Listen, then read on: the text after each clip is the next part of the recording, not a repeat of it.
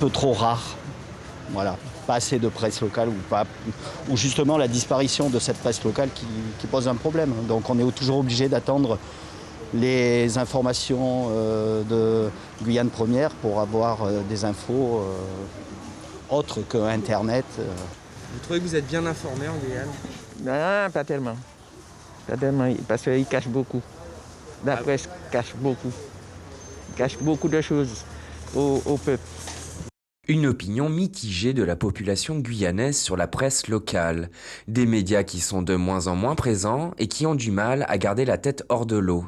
Suite au rachat du groupe France Antilles par la société NJJ, holding personnel de Xavier Niel, France Guyane a vu son nombre de salariés réduit et la publication papier arrêtée.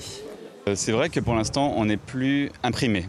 Il n'y a plus de journal papier France Guyane. À terme, le nouvel actionnaire prévoit de ressortir un journal papier. On est en train d'étudier la périodicité, pas forcément un quotidien, peut-être un hebdomadaire. Avant le confinement, on parlait de ressortir en septembre-octobre. Je pense que tout cela va être retardé. Mais pour les auditeurs et les téléspectateurs de Guyane la Première, qu'ils se rassurent, il y aura bien à terme à nouveau un journal papier. Les réseaux sociaux deviennent peu à peu le moyen privilégié de s'informer pour la population guyanaise. Mais certains accusent les médias de censurer certaines informations.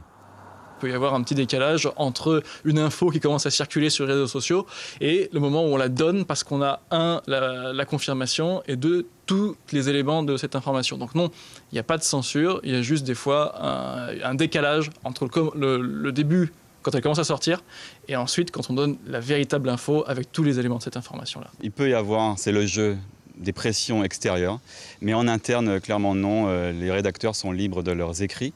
Après, c'est le jeu aussi, on privilégie le dialogue avec nos interlocuteurs. Notre intérêt n'est pas non plus de se griller auprès de nos interlocuteurs, mais c'est clairement de la censure, non. Les médias guyanais sont mobilisés sur tout le territoire, même si certains secteurs, notamment dans l'Est, restent encore un peu délaissés. Suivez l'info sur Guyane la Première, télé, radio et Internet.